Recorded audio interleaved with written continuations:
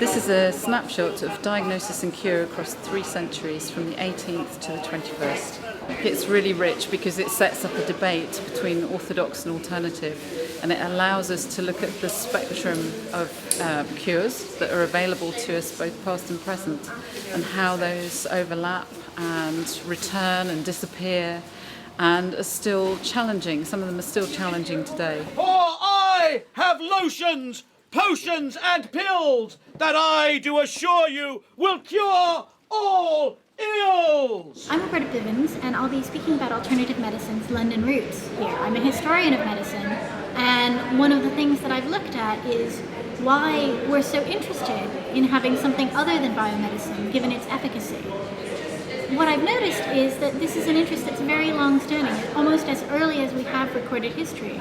We have the history of people going outside their own culture and outside their own locality to find other kinds of medicine than what they've been brought up with. So what is the appeal? Is it just the appeal of novelty? Or is it something else? Is there something that we feel we're missing in the kind of medicine we have at home, whatever it might be? So I think one of the things is we're always dissatisfied. Of course we are. We're unhealthy. We feel ill, and unfortunately no medicine yet has come up with a miracle panacea. So we look around and we look for something else. In the 19th century, patients were really dissatisfied because their orthodox medicine was not effective. Perfectly reasonable. They couldn't get cured for everything that ailed them. Today, our medicine's much more effective, although nothing's ever 100%. But we don't feel cared for. And so, although the reasons why we seek out alternative medicine have changed, the root is a dissatisfaction perhaps with ourselves and with our own state of ill health. I will be talking about the placebo effect, which is kind of the most interesting thing in the whole of medicine. I mean, it's central to quackery because it's the idea that people can get better through the power of their own beliefs and expectations. But it's also central to the notion of how we gather evidence that something is good for us or bad for us, that something works or doesn't as a treatment, because if people get better through belief and expectation, then we have to find a way of disentangling that from whether they're getting better through the actual treatments that we're giving them. I suppose the really interesting thing is when you do experiments to kind of disentangle what the placebo effect means, you get some extraordinary results. So, for example, we know that red pills are a better stimulant than blue pills, even when everybody's just getting dummy sugar pills with no treatments in them. We know that a saltwater injection is a more effective treatment for pain than a dummy sugar pill, not because either a saltwater injection or a dummy sugar pill have a physical effect on the body, but because an injection feels like a much more dramatic intervention. We know that sometimes, and these are pretty tenuous and pretty recent experiments, but sometimes placebo treatments can induce the same response in the body, physiologically, as the real treatment which they are a dummy for. And that, to me, is properly far out.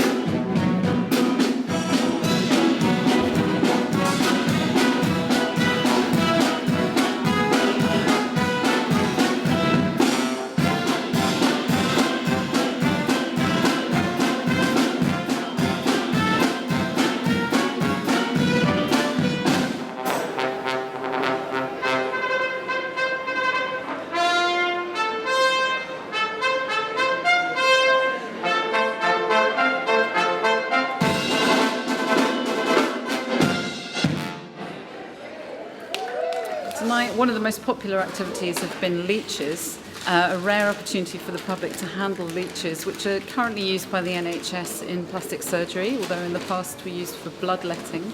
I didn't know they still use them. Yes, we use them fairly regularly, especially in reconstructive surgery. I've just come out of a quiz with alternative versus orthodox practitioners, which has been hilarious, really. Fingers to your buzzers, boys, get them off your balls. Here we go. And upstairs we've had 3 doctors giving diagnosis, and they are from the 18th century, one Edwardian doctor and a 21st century woman doctor. All right, we're expecting you as well. See you very shortly, okay? Just hang on for us a moment. And you are working in a modern city, in a modern job. You are confronted with all those new stimulants to the nervous system that are unprecedented. A job for which he is constitutionally unsuited, sir. Well, We've also had a live Victorian quack medicine show with a band. I deign to come among these, the dregs of society, and offer them my cures. You see, like you, sir, you'd need my Scottish pills. They're recommended after a bout of heavy drinking. 10 bob to you. You could indeed.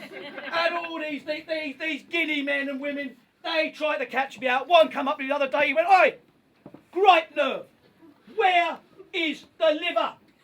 Is it in the chest or is it in the abdomen?" I said, "It doesn't matter where it is, mate, this will get to it."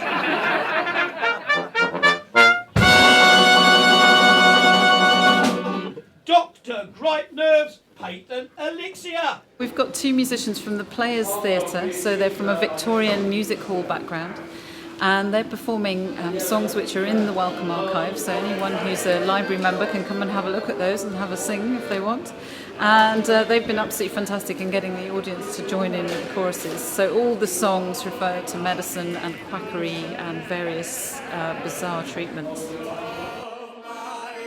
I think it's just been an extraordinary evening for me in terms of watching how people have engaged with all the different events. We're collecting the most weird and wonderful and most potent home remedies from the past and the present, different cultures, and people stick them to different parts of the body that are particularly affected by them. The exhibit is about phrenology.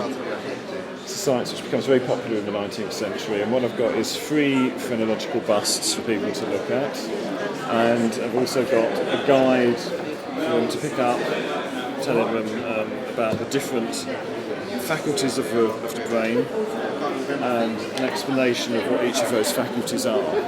We did have some leaflets on guides to marriage partners, which seem to have been very popular and seem to have been taken and we've run out of. A lot of people here brought their own level of expertise and made their own contributions to the event. But also, because it spans theatre and medicine, it's been a really kind of lively mix of entertainment and very informative and quite challenging at times, and it's been great to watch people engage with all of that.